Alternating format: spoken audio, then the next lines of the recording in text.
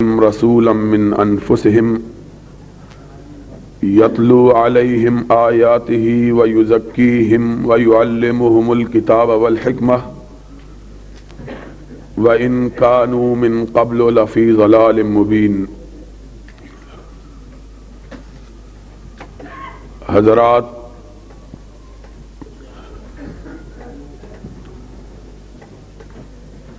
میرا ارادہ یہ تھا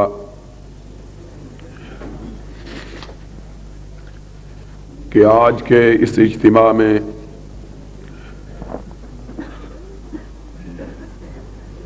بڑی تفصیل اور شرح و بسط کے ساتھ سرور کائنات حضرت محمد الرسول اللہ صلی اللہ علیہ وعلی آلہ واصحابہ وبارک وسلم کی سیرت کے عنوان پر اور پھر آپ کی حیات طیبہ کے حوالے سے موجودہ حالات کے بارے میں اور آپ کی ذات مبارک کو آڑ بنا کر جو لوگ آپ کے پیروان اور فداکاران کے خلاف اپنی زبانوں کو تلواریں بنائے ہوئے اور اپنے قلموں کو زہر میں ڈوبے ہوئے تیر بنائے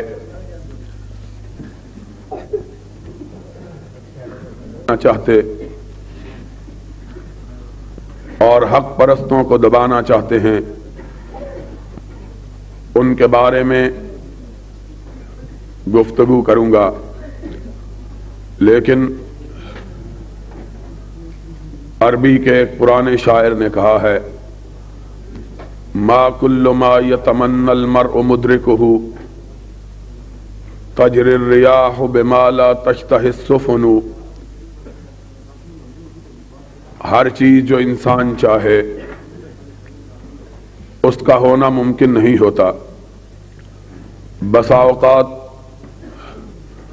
ہوائیں اس طرف کو چلتی ہیں کہ کشتیوں کا رخ ان کے الٹ ہوتا ہے۔ اچانک اسلام آباد سے مدینہ یونیورسٹی کے چانسلر جناب ڈاکٹر عبداللہ صالح العبید، جو عالم اسلام کی ایک نمایاں اور ممتاز شخصیت کے ساتھ ساتھ ہمارے بزرگ اور قابل فخر دوست بھی ہیں، ان کا ٹیلی فون آیا کہ میں یہاں آیا ہوں اور تم سے کچھ باتیں کرنی ہیں، تم لازمی طور پر فوراً پہنچو۔ پرسوں میں روانہ ہوا، کل واپس آنے لگا اسی جلسے کے لیے۔ میں نے کہا کہ رات کو جلدی پہنچ جاؤں، تو عراق کے وزیر اوقاف جو ہمارے دوست ہیں اور جن کے ساتھ ہمارا جماعتی تعلق بھی استوار ہوا ہے، پھر وہ اسلام آباد آ پہنچے، انہوں نے روک لیا۔ چنانچہ 3:30 بجے کے قریب رات کو میں گھر پہنچا ہوں۔ بخار بھی ہے، جسم بھی ٹوٹا ہوا ہے اور صبح سو بھی نہیں سکا، سردی لگ رہی تھی، اب بھی سردی محسوس کر رہا ہوں۔ لیکن اسی اجلاس کی خاطر میں نے اتنا طویل سفر اختیار کیا، وگرنہ آج شاید وہیں رک جاتا۔ تو باتیں شاید اس تفصیل اور شرح و بسط کے ساتھ تو نہ ہو سکے، لیکن پھر بھی کچھ نہ کچھ کوشش کروں گا کہ اگر تمام پہلوؤں کا نہیں تو چند پہلوؤں کا احاطہ ضرور ہو جائے انشاءاللہ۔ باقی پھر اور مواقع بہت جلد ہی میسر آئیں گے۔ جو بات تشنہ رہ گئی انشاءاللہ ان مواقع پر انہیں پورا کر دیا جائے گا۔ حقیقی بات یہ ہے اور جسے آج کے اجلاس میں میں پیش کرنا چاہتا ہوں اور اس بات کو کچھ لاہور کے ایک اخبار روزنامہ جنگ نے بھی تھوڑا سا اجاگر کیا ہے، اور وہ بات یہ ہے کہ اس ملک کے اندر کچھ لوگ محبت رسول کی آڑ لے کر سرور کائنات علیہ الصلوۃ والسلام کا نام نامی لے کر اس ذات مقدسہ کا نام لے کر جو سراپا محبت اور مجسم رحمت تھے، جن کے بارے میں رب نے اپنے کلام مجید میں کہا ہے وَمَا أَرْسَلْنَاكَ إِلَّا رَحْمَةً لِّلْعَالَمِينَ، اور جن کے بارے میں حدیث پاک میں آیا ہے کہ زندگی کے طویل سالوں میں 40 برس ما قبل از نبوت اور 23 برس امامت کے، اختیار کے، اقتدار کے، جنہوں نے اپنی زبان اقدس سے کبھی کسی کو گالی نہیں دی، کبھی کسی کے بارے میں سخت کلمہ استعمال نہیں کیا، کبھی کسی کو دکھ نہیں پہنچایا، اور انس کی روایت میں رضی اللہ تعالیٰ عنہ میں نے 10 سال حضور اکرم صلی اللہ علیہ وسلم کی صحبت میں اور خدمت میں دن رات بسر کیے، چھوٹا سا تھا، خدمت میں کوتاہی بھی ہو جاتی تھی، غلطیاں بھی ہو جاتی تھی، لغزشیں بھی ہو جاتی تھیں، خطائیں بھی ہو جاتی تھی، لیکن اس 10 سال کے طویل عرصہ میں کبھی میں نے نبی کی زبان اقدس سے اف تک نہیں سنا۔ جب بھی رسالت مآب صلی اللہ علیہ وسلم نے مجھے خطاب کیا، پیارا بیٹا کہہ کے خطاب کیا، اور اگر مجھ سے کوئی غلطی ہو گئی تو اس کا پتہ مجھے حضور کے تبسم سے چلا، حضور مسکراتے اور میں سمجھ جاتا کہ مجھ سے غلطی ہو گئی ہے۔ اتنا صاحب اخلاق عالیہ اور پیکر محبت و مودت نبی، اتنا کہ یہ تو انس تھے، اپنے تھے، ان کی والدہ نے منت مانی تھی کہ اللہ مجھے بیٹا عطا کرے گا تو میں اس کی جوانی سے اپنے مستقبل کے سنوارنے کی امیدیں نہیں باندھوں گی۔ اگر رب نے مجھ کو بیٹا عطا کیا تو میری یہ منت نہیں ہے کہ میں اسے پالوں گی، پوسوں گی، پرورش کروں گی، اسے دوں گی، پروان چڑھاؤں گی تاکہ وہ بڑا ہو کے میری خدمت کرے، میرے لیے روٹی کمائے، میرے بڑھاپے کا سرمایہ بنے، بلکہ اللہ اگر تو نے مجھے بیٹا دیا اور میں نے اسے پرورش دی، وہ خدمت کے قابل ہوا تو اللہ اپنے لیے نہیں مانگتی، میں اسے تیرے نبی کی خدمت کے لیے وقف کر دوں گی۔ تو یہ تو انس وہ انس تھے جن کو مانگا ہی نبی کی خدمت کے لیے گیا تھا، لیکن میرے آقا کے خلق عظیم کا عالم تو یہ تھا کہ اپنے تو اپنے،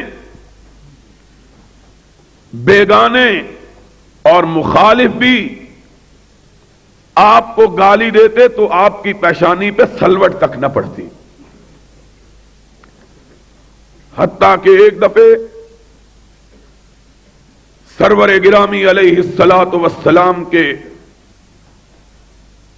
رفیق سفر، یار غار، آپ کے وزیر اول جناب صدیق اکبر رضی اللہ تعالی عنہ کو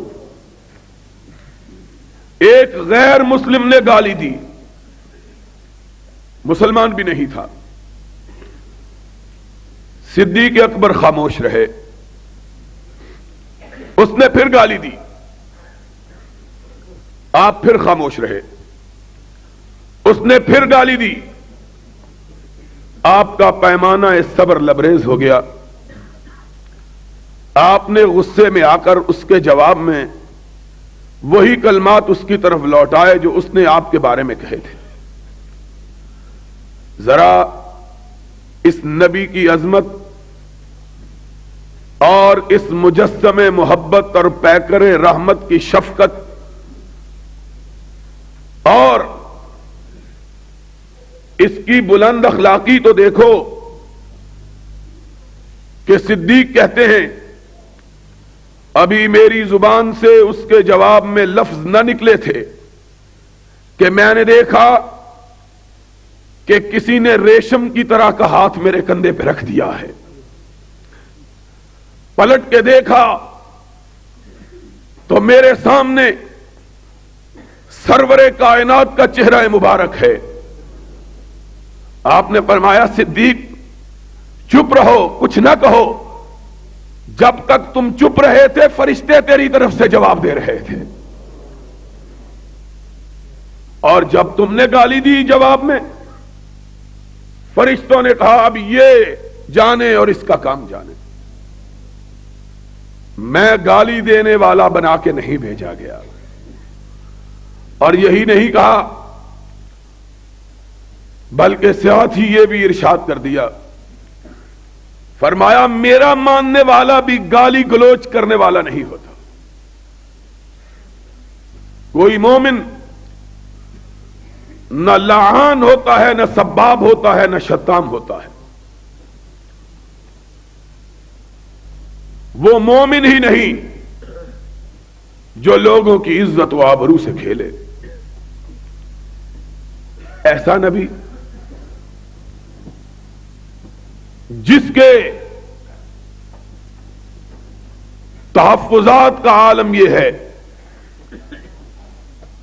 کہ جب وہ اس کائنات سے رخصت ہو رہا ہے حد نظر تک پھیلے ہوئے اس کے رفقا، اس کے تلامذہ، اس کے فداکار، اس کے جانثار اس کے سامنے ادب سے بیٹھے ہوئے ہیں۔ وہ جانثار کہ اگر اس کی پلک کا اشارہ ہو تو اپنے دلوں کو اپنے سینے چاک کر کے اس کے پیروں کے اندر رکھ دیں۔ ایسے فداکار کہ اگر وہ حکم دے تو پہاڑوں کی چوٹیوں سے چھلانگ لگا دیں، سمندروں کے سینوں کے اندر گھس جائیں، اپنا سب کچھ اس کے اشارے پہ لٹاتے ہوئے یہ سمجھے کہ ہم نے کچھ بھی نہیں کیا ہے۔ ایسے جانثار جن کی محبتوں کا اور عقیدتوں کا عالم یہ ہے، جن کے احترام کی کیفیت یہ ہے کہ انہوں نے ساری زندگی نگاہ بھر کے بھی اپنے محبوب کے چہرے کو نہیں دیکھا ہے۔ آنکھ اٹھاتے ہوئے حیا آتی ہے، کہیں پوری نگاہ سے دیکھنا نبی کی توہین نہ ہو جائے۔ اتنا پیار، اتنی عقیدت، اتنا احترام کہ سرور کائنات حضرت محمد الرسول اللہ صلی اللہ علیہ وسلم کی طرف آنکھ اٹھا کے دیکھنا بھی وہ ان کی عظمت، ان کی شان اور ان کے احترام کے منافی سمجھیں. وہ عقیدت مند بیٹھے ہوئے ہیں. سرور گرامی علیہ الصلوۃ والسلام کا آخری دور ہے، آپ کے آخری ایام ہیں. اختلاف کی بات تو ہم سے یہی ہے نا، ہم کو گالی دینے کا سبب یہی ہے نا. ہمارا جرم اور ہمارا قصور یہی ہے کہ ہم نبی کی زندگی کے ابتدائی حالات کا بھی ذکر کرتے ہیں اور آخری کا بھی ذکر کرتے ہیں. اور جرم کیا ہے؟ تم اگر 12 وفات کہو تو توہین نہیں ہوتی، اگر ہم کہیں کہ نبی کی وفات ہو گئی ہے تو توہین ہو گئی ہے. اختلاف کا سبب کیا ہے؟ وجہ کیا ہے اختلاف؟ اور پھر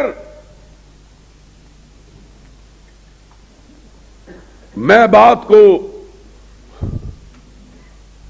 بہت زیادہ نہیں پھیلانا چاہتا. ابھی بہت سے دوستوں نے اپنی بات کہنی ہے، لیکن میں پوچھتا ہوں آخر ہمارے خلاف برہمی کا سبب کیا ہے؟ کل تک تم 12 وفات کہہ کر جلوس نکالتے تھے تو درست تھا. آج ہم کہتے ہیں کہ نبی کے آخری ایام تھے جس کے بعد نبی فوت ہو گئے تو توہین کیسے ہو گئی؟ اور پھر ان بنیادوں پر یہ کہتے ہو کہ امام کعبہ کے پیچھے نماز نہیں ہوتی، امام مدینہ کے پاس پیچھے نماز نہیں ہوتی. اور ہم نے اگر کہا قبر پرست کے پیچھے بھی جائے، اور بعض لوگ یہ نعرے بلند کرتے ہیں ایک امام ایسا ہونا چاہیے. یہ امام زمان گولیاں بیچتے بیچتے ملا بننے والے، حکومتوں کی مصلحتوں پر، اقتدار والوں کی مصلحتوں پر ملا قرار دیے جانے والے. سن لو، کعبے کے رب کی قسم ہے جو رسول کی سنت کی پاسداری کے سلسلے میں کعبے کے امام کے پیچھے اور رسول کے مصلی کے وارث امام کے پیچھے نماز نہیں پڑھتا، حکومت کا قانون بھی آ جائے ہم اس کے پیچھے نماز پڑھنے کے لیے تیار نہیں ہے. کیا کرتے ہو تم؟ کیا کہتے ہو؟ سن لو، میں کہتا ہوں، میں کہتا ہوں، نہ بزدل ماں کا بیٹا ہوں نہ بزدل ہوں. سن لو، اگر یہ بات ضیاء الحق کہے کعبے کے رب کی قسم میں اس کی صدارت کو ماننے کے لیے تیار نہیں ہوں. کیا ملا یہ 2 رکعت کے امام کچی روٹی اور پکی روٹی پڑے ہوئے؟ اور مبارک ہو ان لوگوں کو جنہوں نے کام شیعوں کے پیچھے بھی نماز پڑھنے کے لیے، ان کو مبارک ہو. جو صدیق کو گالی دیتا ہے میں اس کے ایمان کو ماننے کے لیے تیار نہیں، اس کی امامت کو کیسے مانوں گا؟ تم بغیرت ہو، تمہیں بغیر کی سلامت ہو. ہم دنیا میں اسی لیے بدنام ہیں، اور خدا کے فضل و کرم سے قیامت کے دن یہی سرٹیفکیٹ بدنامی کا ہماری نجات کا سبب بن جائے گا انشاءاللہ. کہیں گے خونے نہ کردائیں کسے را نہ کشتائیں، خونے نہ کردائیں کسے را نہ کشتائیں، جرمم ہمی کے عاشق روئے تو گشتائیں.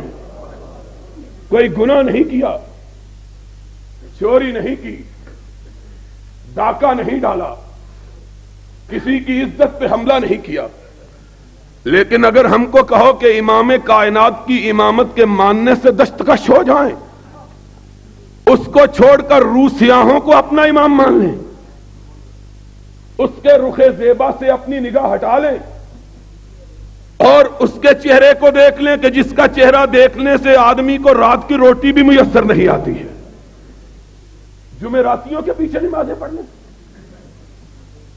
مردوں کے پیچھے نمازیں پڑھنے، ہم سے نہیں ہوتا، جاؤ۔ اور ظفر، ایس ایم ظفر، یہ نیا مفتی پیدا ہوا ہے، کیا کہیں، یہ کچھ دوست ہیں، داور حشر، میرا نام اعمال نہ پوچھ کہ اس میں کچھ پردہ نشینوں کے بھی نام آتے ہیں۔ ظفر بھی بولا ہے اسلام کے موقع، یاری نہ ہوتی تو میں اس کو بتلاتا کہ جو بدبخت پیر پگاڑا کو اپنا پیر مانتا ہے اس کی بدبختی میں شبہ کیا ہو سکتا ہے، جو جواریے کو اپنا پیر مانے وہ ہم کو فتویٰ دے تمہاری نماز جواریے کے پیچھے بھی، شرابی کے پیچھے بھی تمہاری نمازیں ہو جاتی ہیں، کیونکہ پڑھی نہ پڑھی برابر ہے۔ ہم نماز پڑھتے ہیں اس کے لیے جس کے بارے میں خلیل نے کہا تھا، ان صلاتی و نسکی و محیای و مماتی للہ، نہ نیاز اس کے سوا کسی کے لیے، نہ نظر کسی کے لیے۔ تمہارا جینا بھی پیر کے لیے، مرنا بھی پیر کے لیے، اللہ تمہیں قبر بھی اسی کی نصیب کر دے تاکہ عذاب میں کمی نہ ہو، اس کے لیے اسپیشل عذاب کے فرشتے رکھے گئے ہیں۔ ہم سے کیا بات کرتے ہو؟ کہتے ہیں جی بڑی، اور وہ بات کرتے ہیں جنہوں نے ساری زندگی کبھی نماز پڑھی نہیں، جن کو عید کی نماز پڑھنی نصیب نہیں ہوئی ہے کبھی۔ دلتانہ بھی بولا ہے، سارے ملک کو دو لخت کروانے والا، کہتا ہے بڑا افسوس ہوا ہے، سنی شیعوں کے پیچھے نہیں پڑھتے، شیعہ سنیوں کے پیچھے نہیں پڑھتے، جب یہ ہوگا میں بھی پڑھ لوں گا۔ تو نہ ہی پڑھے تو اچھا ہے، کیونکہ آتی تو تجھ کو ہے نہیں، پڑھنا کیا ہے تو نے۔ ہمارے اللہ بخشے ایک بڑے پیارے دوست ہوا کرتے تھے، نام نہیں لیتا، کچھ سمجھ جائیں گے، بہت میرے ساتھ ان کا بڑا تعلق تھا، پچھلے دنوں ان کی یاد میں جلسہ بھی منعقد ہوا، ہر سال میں آتا تھا لیکن میں اس دفعہ نہیں تھا۔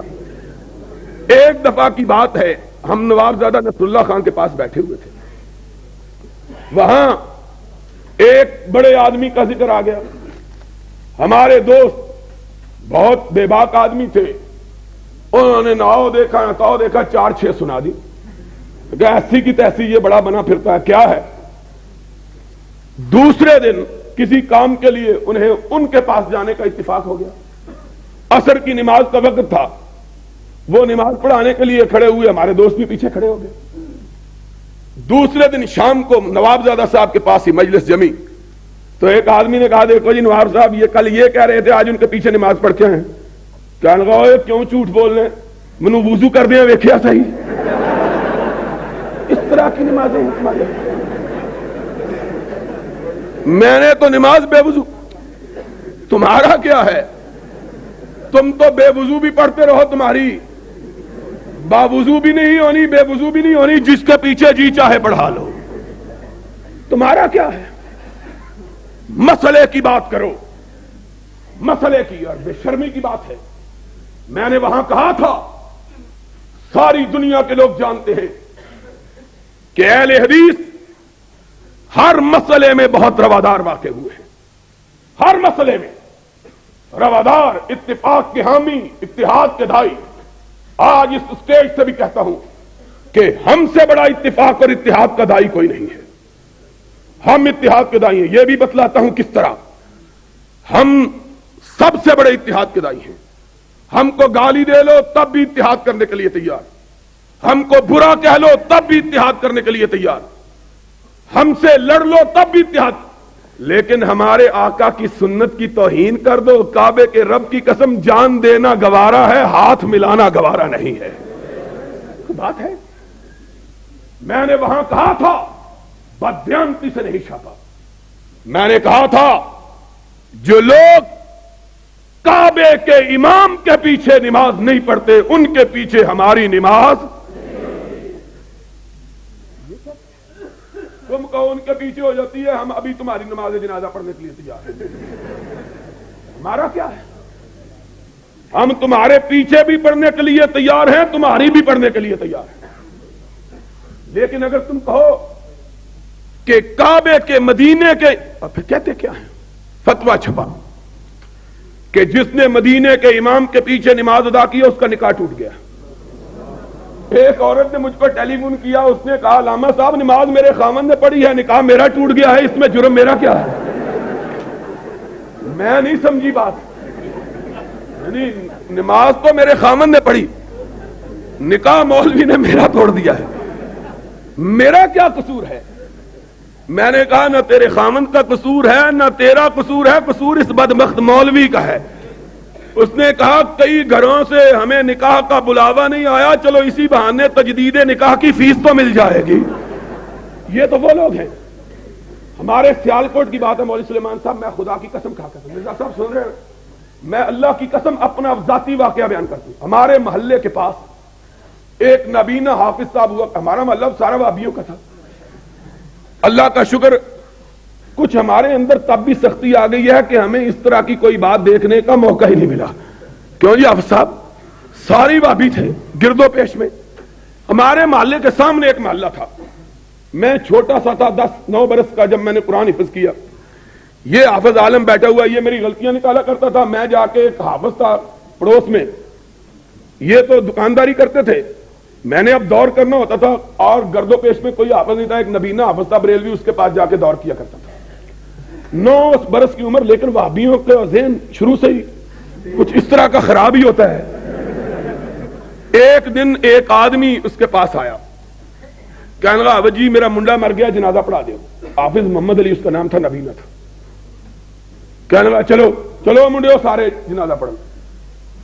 میں نے کہا اگر کہتا ختم پڑھنے چلو تو ہم نہ جاتے, جنازے کی تو کوئی بات نہیں ہے. جنازہ پڑھنے گئے, اس نے 5 روپے دیے جنازہ.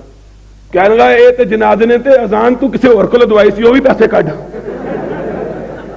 تو نے کہا یہ تو مر گیا ہے. کہنے لگا اذان تے دوائی صحیح نا. ان کا کیا ہے؟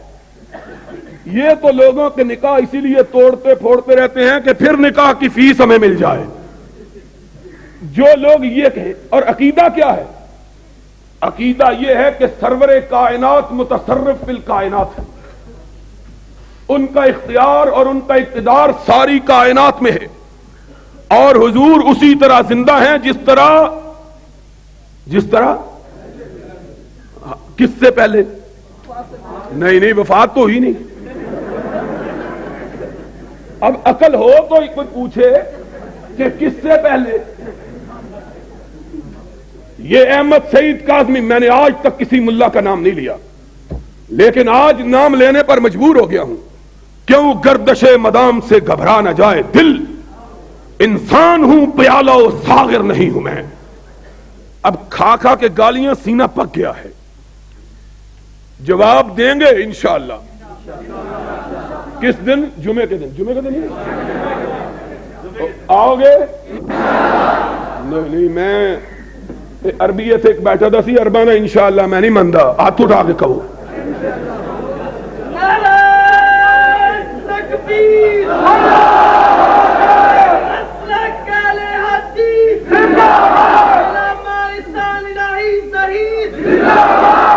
کہا اس ملا نے توہین کی بات کر رہے تھے. قاری پروفیسر سعید صاحب بھی عجیب سادہ آدمی ہے.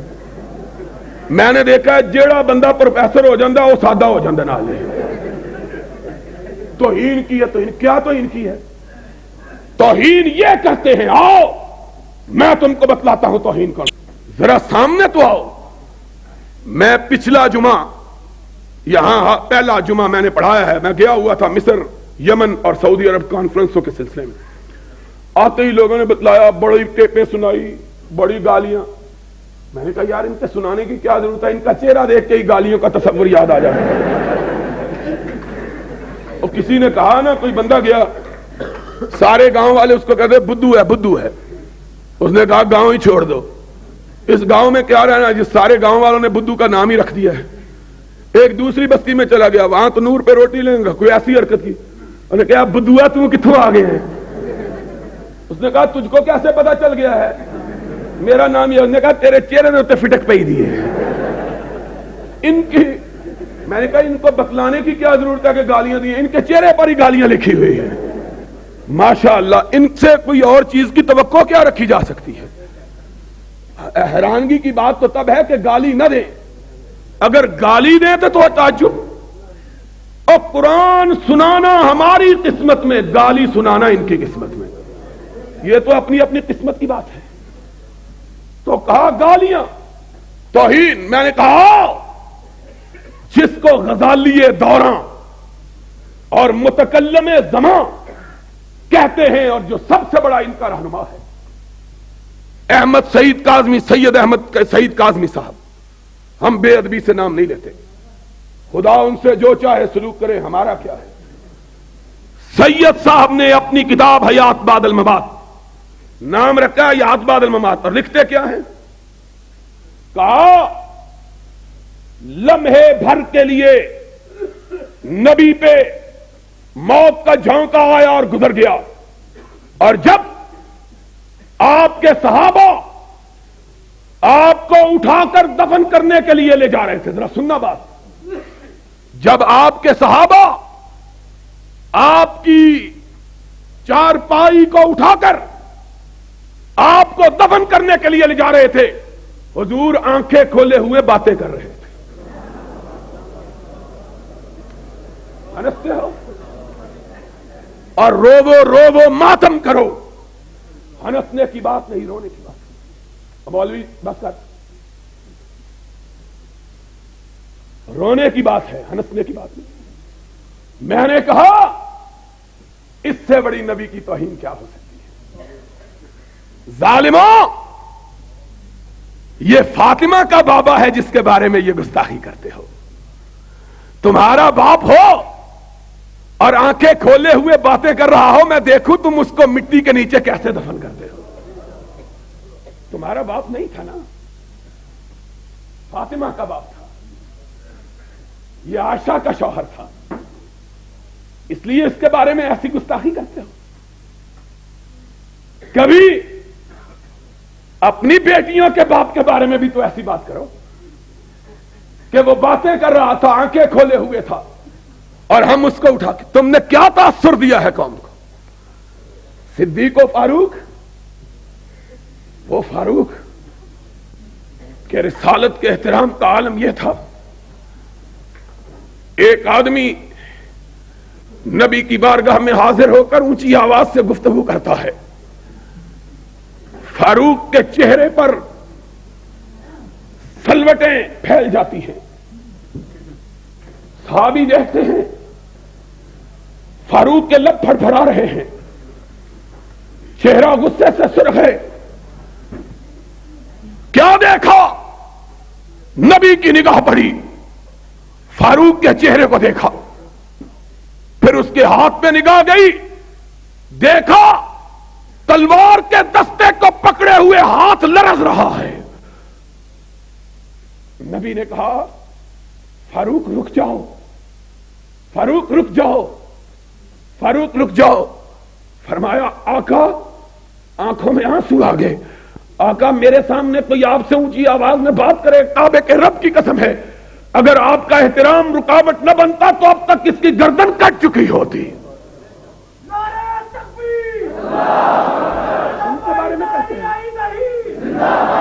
ان کے بارے میں کہتے ہو کہ انہوں نے زندہ حضور کو دفن کر دیا تھا.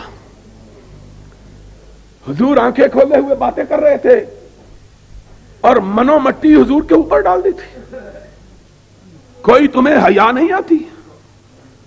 اس ملا کو کہو جس نے یہ لکھی ہے، ایک دن کے لیے ذرا وہابیوں کو تو تجربہ کرنے دے اپنی ذات اقدس پر. ذرا دیکھ تو صحیح، ہم مولوی سلیمان کو گورکن بنا کے تیرا حشر کیا کرواتے ہیں. دیکھ تو صحیح، حیا نہیں آتی. اور یہ تو سعید کاظمی صاحب تھے. اب ذرا بات سن لو، عادت نہیں ہے مجھ کو، لیکن گرچہ ہو مشاہدہ حق کی گفتگو، بنتی نہیں ہے بادہ و ساغر کہے بغیر۔ آج تم نے اگر مجبور کر دیا ہے اپنے اکابر کے چہروں کی نقاب کشائی پر تو ذرا سن لو، گستاخی کی بات کرتے ہو۔ میں نے ایک کتاب لکھی، پتا ہے نام نہ لینا ممنوع ہے، یہ ٹھگنے، یہ ہم جیسے بلند قامت لوگوں کی کتابوں کو ممنوع قرار دیتے ہیں اور سمجھتے ہیں ہم کہیں گے اچھا جناب، میں نے تب بھی کہا تھا آج بھی کہتا ہوں، لاہور کے اس جلسے میں تمہارا یہ حکم میرے بوٹ کی نوک پر نہیں مانتا، جاؤ جو جی چاہے کر لو۔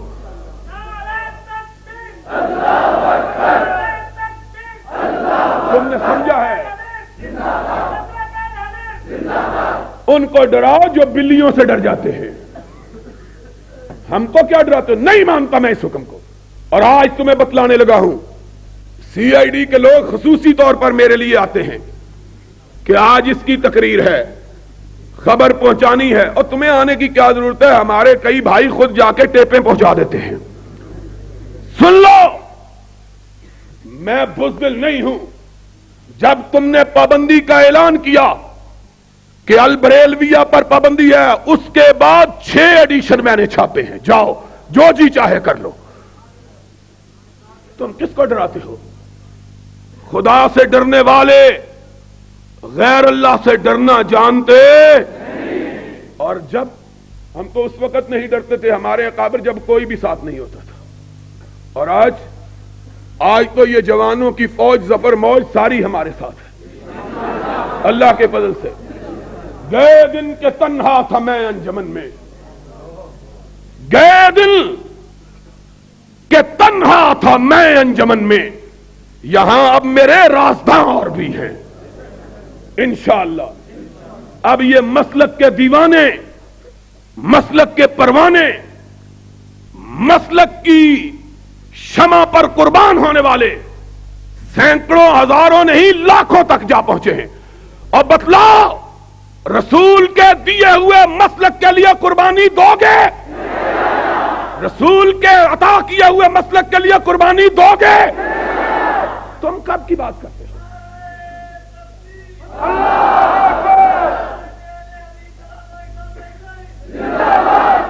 یہ وہ نوجوان ہیں جن کے بارے میں اقبال نے کہا تھا، اگر جواں ہو میری قوم کے جسور و غیور، کلندری میری کچھ کم سکندری سے نہیں۔ ضیاء الحق بھی حکمران ہے، لیکن ہم بھی حکمران ہیں۔ سن لو، ہم آتے ہیں، لوگ زندہ آباد کے نعرے لگاتے ہیں، لوگ آنکھیں بچھاتے ہیں، یہ آتے ہیں تو راستے صاف کرواتے ہیں، کسی کی نظر اس کو نہ لگ جائے۔ یہ بھی حکمران ہے، راستے صاف کرواتے ہیں۔ میں نے پوچھا یہ مال روڈ آج کیوں بند ہے؟ کہنے لگے امیر المومنین کی سواری آ رہی ہے۔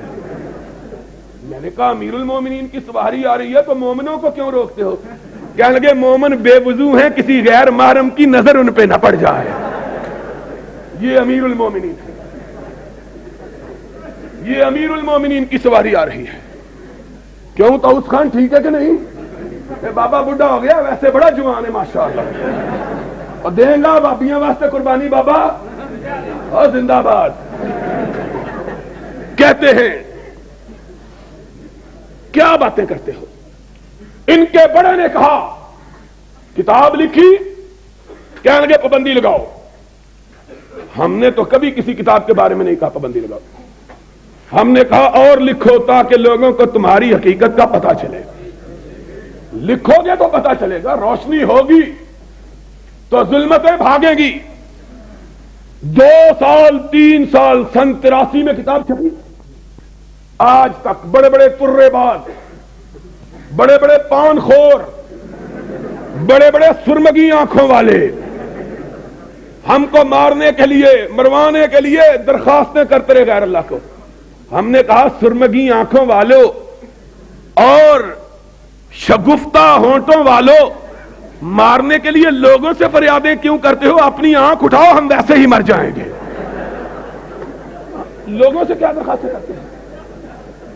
تم خود ہم سے بات کرو، کچھ ہم سے کہا ہوتا، کچھ ہم سے سنا ہوتا ہے۔ لیکن مجھے ایک میرے دوست کہنے لگے اصل میں ان کو غیر اللہ سے مانگنے کی عادت پڑی ہوئی ہے نا، اس لیے مانگنے سے رہتے نہیں ہیں۔ 3 سال تک درخواستیں کرتے رہے۔ پابندی لگا دو، پابندی لگا دو، اور بیوقوفو عقل دیکھو۔ میں نے کہا عقل؟ کہنے لگے یار کسی بھی بڑے ظالم ہو، جی عقل ہوں تو یہ ہو کچھ ہوں، جی عقل ہوں تو پھر یہ ہو کچھ ہوں۔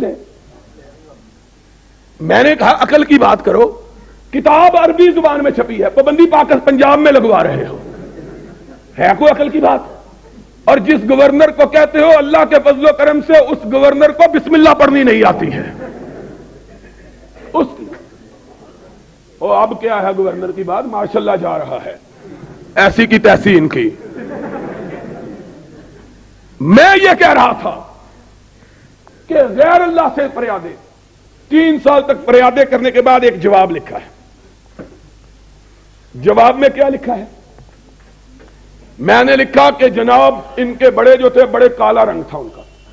یہ کو میں نے تنزل نہیں لکھا، ویسے میں نے سراپا بیان کیا کہ ان کا رنگ اتنا کالا تھا کہ اس کو دیکھ کر شب کی سیاہی بھی آدمی کو بھول جاتی تھی، اتنا کالا رنگ۔ اور میں نے کہا، میں نہیں کہتا، ان کے بیٹے نے کہا ہے، ان کے بھتیجے نے اپنی کتاب میں لکھا ہے کہ رنگ گہرا گندمی تھا۔ رنگ، یہ گہرا گندمی کیا ہوتا ہے؟ گندمی تو ہوا مولوی سلیمان کا، اور گہرا گندمی کس کا ہے؟ کوئی ایسے بیٹھا تھا، کوئی بندہ اٹھ کے کھلو جائے، کوئی نہیں ادھر جا کے دیکھ لیں گے۔ گندمی تو ہم نے سنا ہے، یہ گہرا گندمی کیا ہوتا ہے؟ اور پھر یہاں نہیں کہا، یہ نہیں کہا، ان کے بھتیجے حسنین رضا نے خود لکھا، کیا لگا لیکن زمانے کی گردشوں سے وہ گہرا گندمی رنگ، اس کی چمک بھی ختم ہو گئی، اس کی چمک بھی۔ کیا مطلب ہے؟ اب کوئی بات باقی رہ گئی ہے؟ کوئی بات رہ گئی ہے باقی؟ یہ میں نے ویسے ہی چلتے چلاتے لکھا، کوئی بات نہیں تھی۔ اب رنگ تو اللہ کے دیے ہوئے ہیں۔ اب جناب اس کا جواب لکھا ہے بڑے غصے سے، کیا لگے جھوٹ بولا اس وہابی نے، حضور کا رنگ بالکل گہرا نہیں تھا رنگ، بلکہ گاڑھا تھا۔ کتابت کی غلطی سے گاڑھے کو گہرا لکھ دیا ہے۔ میں نے کہا ہوئے تم دوست جس کے دشمن اس کا آسماں کیوں ہو، جس کے وکیل صفائی تم ہو، انشاءاللہ اس کو پھانسی لگنے سے کوئی بچا سکتا۔ مجھے بات یاد آ گئی، ہمارے دوست ہیں رفیق باجوہ صاحب، نیازی صاحب کا کیس تھا۔ نیازی صاحب کو 1 مہینے کے لیے سزا گورنمنٹ نے دی، 1 مہینے کے لیے جیل میں بھیجا اپنے نیازی صاحب۔ باجوہ صاحب ان کے وکیل مقرر ہوئے، سزا کی مدت ختم ہو گئی، باجوہ صاحب کے دلائل ختم نہیں ہوئے۔ میں عدالت میں گیا، دوستی تو ہے نا سیاسی، میں نے کہا نیازی صاحب یہ پھانسی لگنا سی تو کنے پیسے دیتے جے وکیل نو؟ کہنے گے 3200 روپیہ۔ میں کہا یہ کم 32 روپیہ میں کرنے نو تیار تھا، یہ پھانسی لگنا پھر 3200 روپیہ دینے کی ضرورت ہے؟ میں نے کہا باجوہ صاحب ایک نئی درخواست دے رہے ہیں مزاح کو۔ میں نے کہا، کہنے گے کیا؟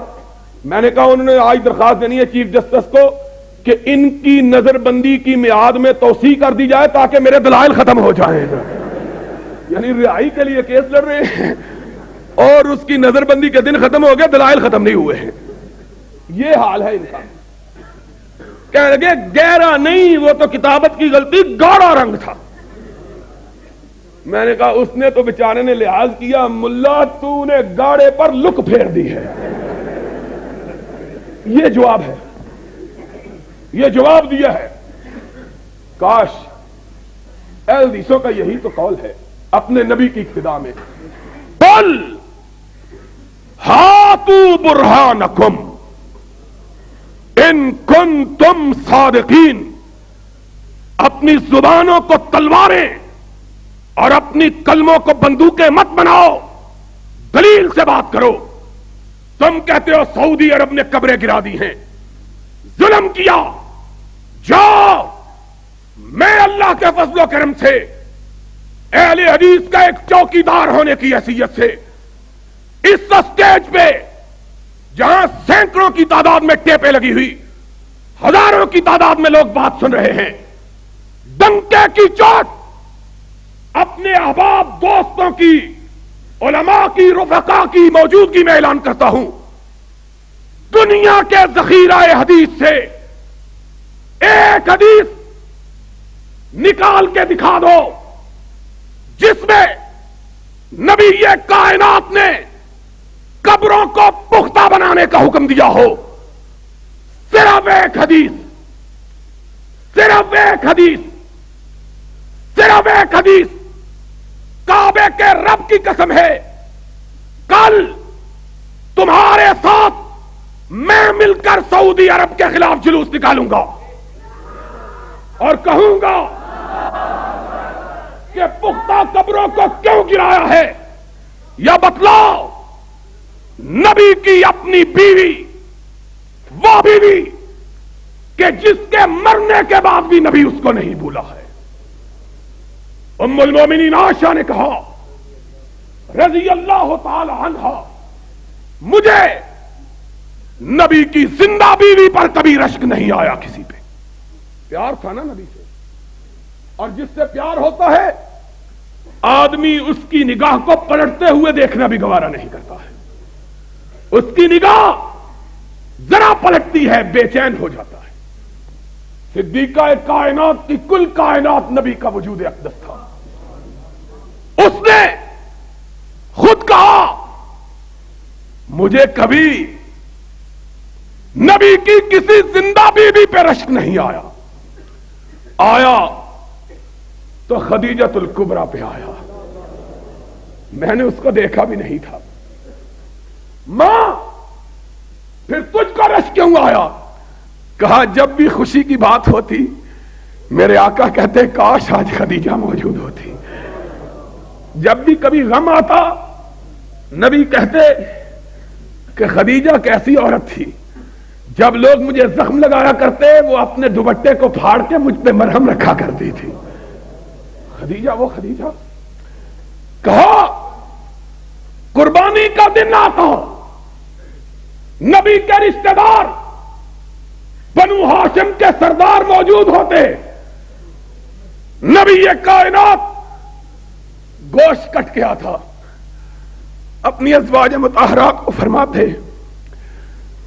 میری بیویوں گوشت کی تقسیم کی ابتدا کرنی ہے تو میرے خدیجہ کی سہیلیوں سے کرنی ہے، سب سے پہلے قربانی کا گوشت اگر بھیجا جائے تو میری خدیجہ کی سہیلیوں کو بھیجا جائے۔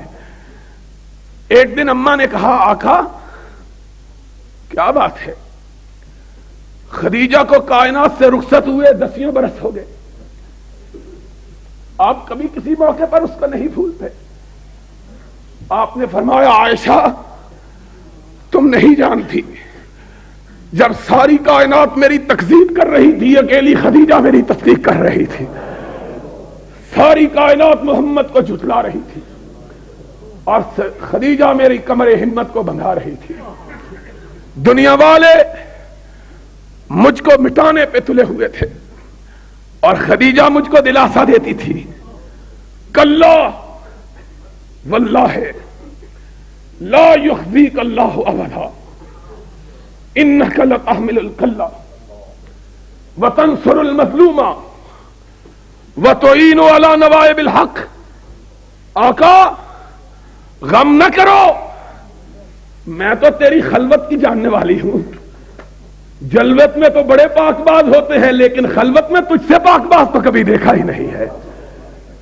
کلا واللہ لا یخزیک اللہ ابدا، کعبے کے رب کی قسم ہے میرا رب تجھ کو مرنے نہیں دے گا، تجھ کو بڑے کام کے لیے پیدا کیا ہے، تو مظلوموں کی مدد کرنے والا، بے کسوں کی فریاد کو پہنچنے والا، بے بسوں کا ہاتھ بٹانے والا، یتیموں کی دستگیری کرنے والا اور بیواؤں کے معصوم بچوں کو اپنی گودی میں اٹھا کر کھلانے والا، تو کیسے ضائع ہوگا؟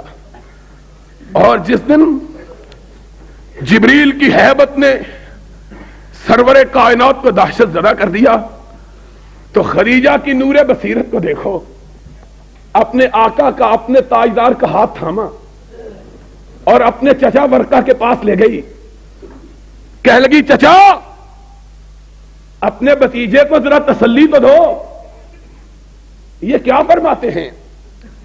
کہا بھتیجے کیا بات ہے؟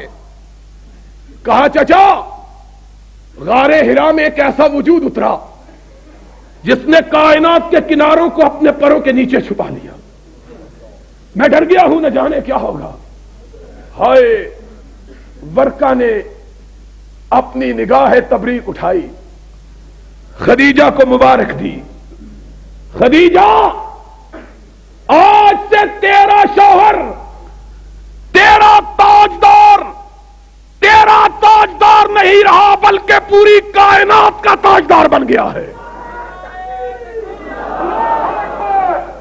هذا الناموس الذي انزل على موسى، محمد تجھ کو مبارک ہو کہ آج تجھ پہ وہ فرشتہ آیا ہے جو اللہ صرف اپنے محبوبوں پہ بھیجا کرتا ہے۔ هذا الناموس، اور پھر اپنے اوپر نگاہ ڈالی، یا لیتنی کنت جزع، کاش، ہائے ہائے کتنی مبارک عورت ہے، اس کے رشتہ دار کتنے مبارک ہیں، اس کا نور بصیرت دیکھو لے کے کس کے پاس آئی ہے، یہ ہے نور بصیرت۔ اسی لیے کہا جاتا ہے مشورہ کرو تو کسی محب سے کرو، محبت کرنے والے سے، اچھے آدمی سے، کیونکہ مشورے والے بھی لٹیا ڈبو دیتے ہیں۔ کہا یہ جتنے حکمران آئے ہیں ان کا بیڑا غرق اللہ کے فضل سے مشیروں نے کیا ہے، یہ مشورہ دینے والے، لیکن اس عورت کا نور بصیرت دیکھو، مشورے کے لیے لے کے گئی تو کس کے پاس لے کے گئی؟ کس کے پاس؟ ایسا جہاں دیدہ انسان، ابھی حضور نے کلمہ نہیں پڑھا، کلمے کی دعوت نہیں دی، پہلے ہی ایمان لے آیا، کہنے لگا یا لیتنی کنت جزع، ہائے میں اس دن جوان ہوتا جب تیری قوم تجھ کو تیرے وطن سے نکالے گی، میں تیری مدد کرتا، ہائے ہائے۔ اسی لیے محدثین نے کہا ہے کہ انشاءاللہ دعوت سے پہلے ہی ورقہ کا انتقال ہو گیا تھا، دعوت کا آغاز ابھی نہیں ہوا تھا۔ محدثین نے لکھا ہے انشاءاللہ جو لوگ فطرت پر اٹھیں گے اور جنہوں نے نبی کی دعوت کو نہیں پایا لیکن جنت میں جائیں گے، انشاءاللہ ان میں ورقہ ابن نوفل بھی ہوگا۔ یہ وہ بندہ ہے جس نے سنی بات، کہنے لگا یا لیتنی کنت جزع، ہائے کاش میں اس دن جوان ہوتا جب تیری قوم تجھ کو نکالے گی، میں تیری مدد کرتا۔ نبی نے کہا اوا مخرجیہم، کیا میری قوم مجھ کو نکالے گی؟ فرمایا جس نے بھی تیری بات کی اس کو تیری قوم نے ضرور نقصان پہنچایا۔ اور وہابیوں خوش آ جا، ورقہ کی حدیث کے مطابق آج نبی کے سچے ساتھی کائنات میں اگر ہو تو تم ہو، کیونکہ تمہیں بھی اسی طرح دکھ پہنچایا جاتا ہے جس طرح نبیوں کو دکھ پہنچایا گیا تھا۔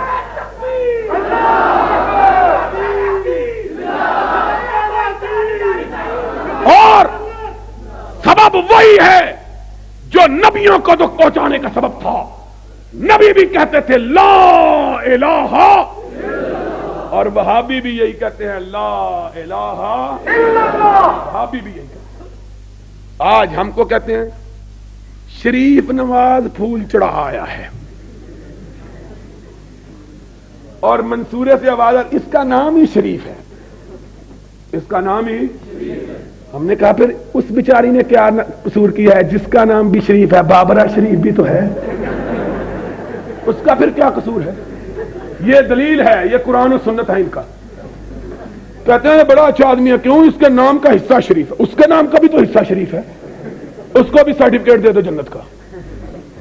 سن لو، نواز شریف ہو، یا کوئی اور شریف ہو، کوئی مردہ پرست قیامت کے دن محمد الرسول اللہ کی شفاعت کا حقدار نہیں بن سکتا۔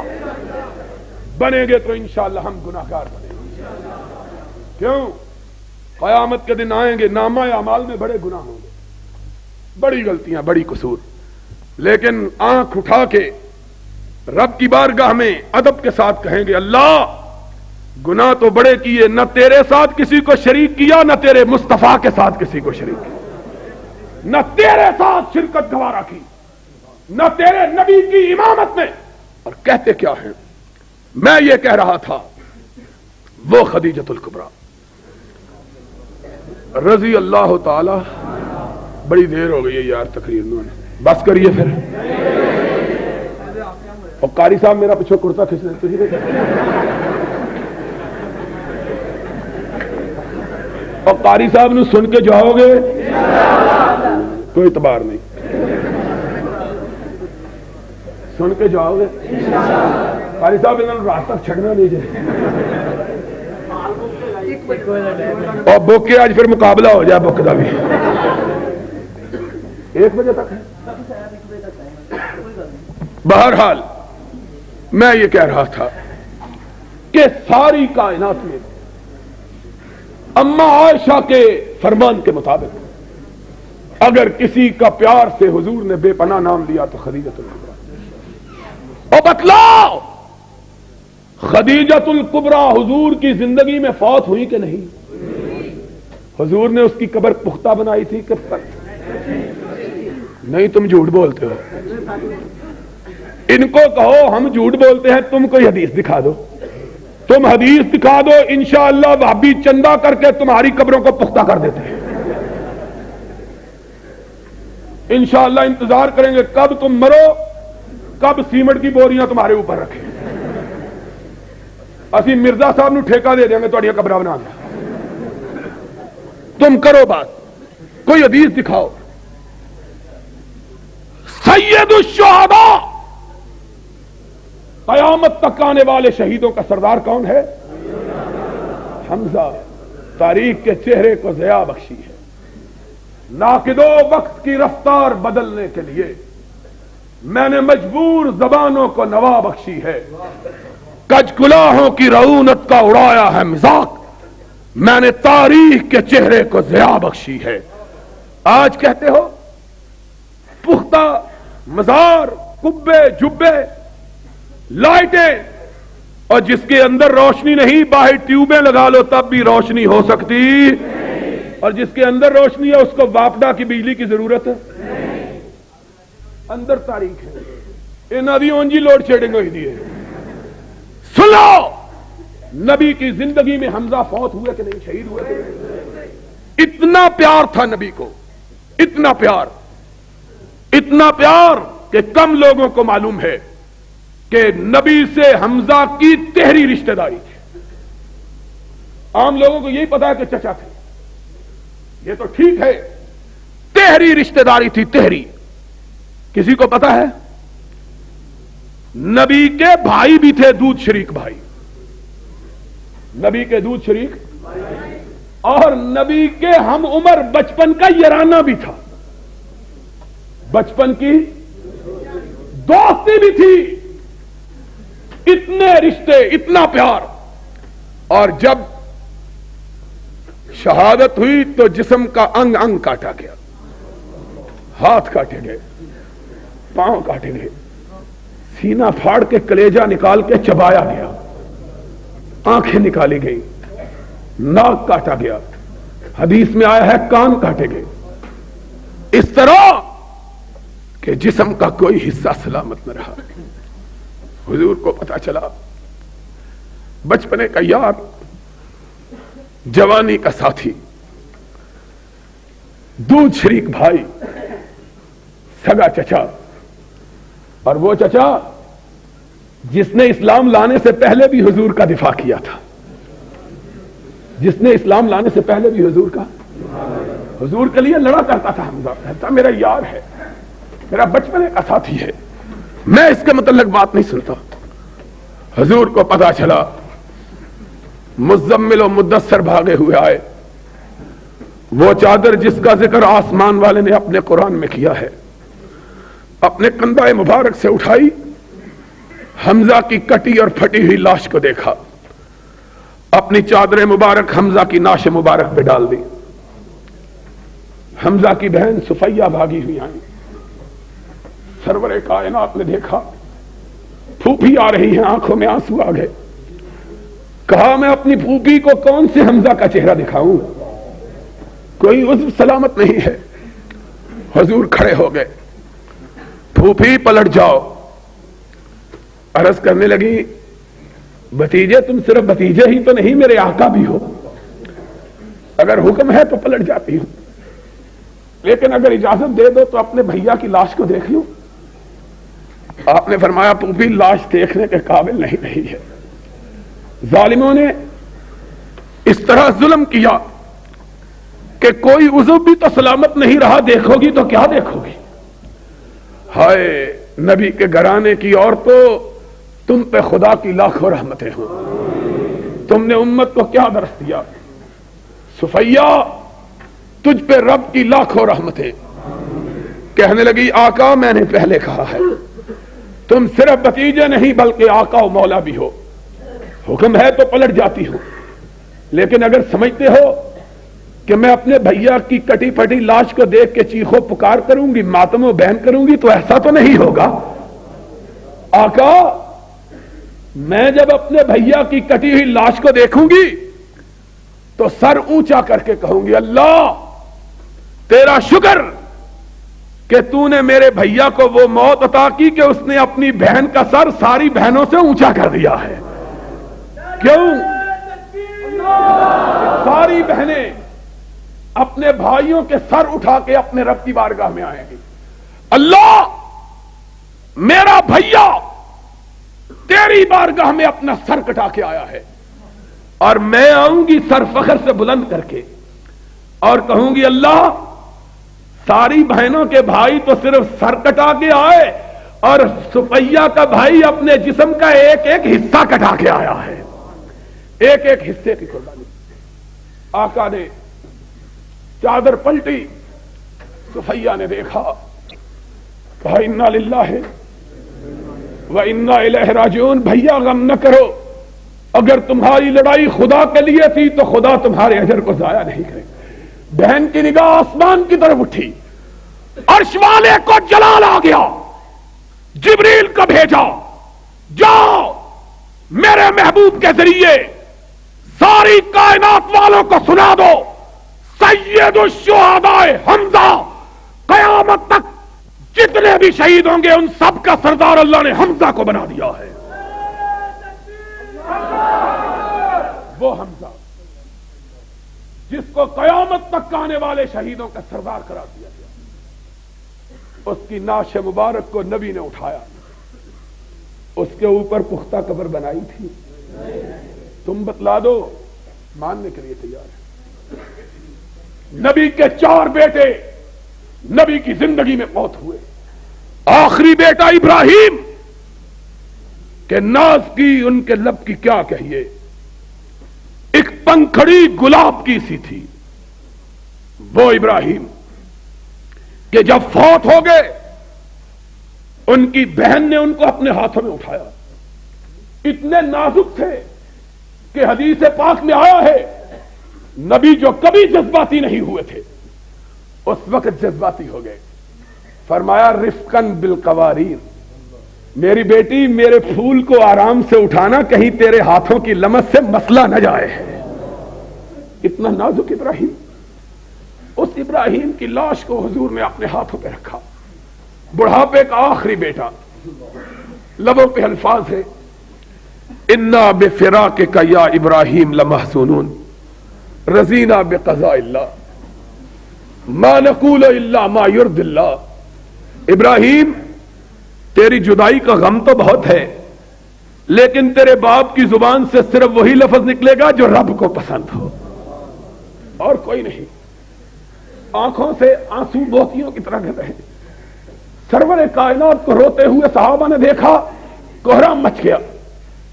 एक सहाबी डरते डरते आगे बढ़ा, اس نے کہا یا رسول اللہ اس مسکراتے ہوئے چہرے پہ آنسوؤں کی لڑیاں، آپ بھی رو رہے ہیں؟ آپ نے فرمایا ساتھی یہ میرے جگر کا ٹکڑا تھا جو مجھ کو چھوڑ کے اپنے رب کے پاس چلا گیا ہے، اور انسان یہ خون اور گوشت کا پتلا یہ غموں سے متاثر ہوتا، خوشی سے متاثر ہوتا ہے، لیکن زبان سے شکوے اور شکایت کی لفظ مومن نہیں نکالتا۔ یہ حضور کی حالت، اٹھایا بیٹے کو قبرستان میں دفن کیا، جاؤ بخاری شریف، مسلم شریف، ترمذی، ابو داؤد، نسائی، ابن ماجہ، مسند احمد، موطا امام مالک، حدیث کی ساری کتابیں اٹھاؤ، صحابہ سے کوئی ایک روایت مت لاؤ کہ کسی نے کہا ہو جہاں حضور نے اپنے بیٹے کو دفن کیا کسی کو اس کی قبر معلوم بھی تھی کہ نہیں تھی۔ کپڑے مٹنے کے لیے فرمان رسول علی کو یہ اہل حدیثوں کے ہاتھ میں، ما رأیت قبرا مشرفا الا سویتا ولا صورتا الا طمستا، اے علی جاؤ، جو بالش سے قبر اونچی نظر آئے اس کو برابر کر دو، جو مورتی نظر آئے اس کو مٹا دو۔ اہل حدیث رسول کا پیغام لے کر قبروں کو مٹانے کے لیے نکلے، تم قبروں کے بنانے کے لیے کوئی جھوٹی حدیث ہی دکھا دو، کوئی دکھاؤ سکتی۔ لڑتے ہیں اور ہاتھ میں تلوار بھی ہے، لڑتے ہیں اور ہاتھ میں۔ دوستو ہمارا مسلک صرف ایک بات پہ مبنی، اور اس بات پہ فخر، اس بات پہ ناز، غرور نہیں کہ غرور اسلام کے اندر جائز نہیں، لیکن خدا کا شکر، اور تم بھی شکرانہ ادا کرو کہ آج اس گئے گزرے دور میں اگر کوئی خم ٹھونک کر، سینے پر ہاتھ مار کر، ڈنکے کی چوٹ یہ بات کہہ سکتا ہے کہ میرا مسلک صرف وہی ہے جو محمد الرسول اللہ نے ابو بکر و عمر کو دیا تھا، اس میں کوئی ملاوٹ نہیں، کعبے کے رب کی قسم وہ صرف ایک مسلک ہے اور وہ تمہارا مسلک اہل حدیث ہے، اور کوئی مسلک کائنات میں ایسا موجود نہیں ہے۔ جاؤ لوگوں سے پوچھو، ساری دنیا کے مسلک والوں سے، کوئی کہے گا بزرگ کی ملاوٹ ہے، کوئی کہے گا امام کی ملاوٹ ہے، کوئی کہے گا فقیہ کی ملاوٹ ہے، کوئی کہے گا محدث کی ملاوٹ ہے۔ ہم نے کہا جس میں بھی ملاوٹ ہو، چاہے ملاوٹ کتنی پاکیزہ ہی کیوں نہ ہو، اس کو خالص، دودھ خالص وہی ہے جو بھینس کے تھنوں سے نکل کر آئے۔ اگر اس کے اندر روح کیوڑا ملا دیا جائے تو دودھ خالص ہوگا؟ اگر اس کے اندر زمزم کا پانی ملا دیا جائے دودھ خالص؟ دودھ خالص وہی ہے جس کے اندر کوئی آمیزش نہیں، اور مسلک خالص وہی ہے جس کے اندر نہ کسی امام کی، نہ کسی فقیہ کی، نہ کسی محدث کی، نہ کسی شیخ کی، نہ کسی بزرگ کی، نہ کسی پیر کی، نہ کسی اونچے کی، نہ کسی کالے کی، نہ کسی گورے کی کوئی ملاوٹ نہ ہو، بلکہ بات وہی کہے جو محمد کریم نے کہی تھی، اور وہ کیا ہے؟ ایک ہاتھ میں رب کا قرآن ہو، دوسرے ہاتھ میں محمد کا فرمان ہو۔ انشاءاللہ جب تک ہم زندہ ہیں قرآن کو بھی اونچا رکھیں گے، محمد کے فرمان کو بھی اونچا رکھیں گے، جو لڑے گا اس کا مقابلہ کریں گے، پشت پھیر کر نہیں بھاگیں گے کہ ہماری تاریخ میں پشت پھیرنے والے کو اپنے قبیلے کا فرزند نہیں زندہ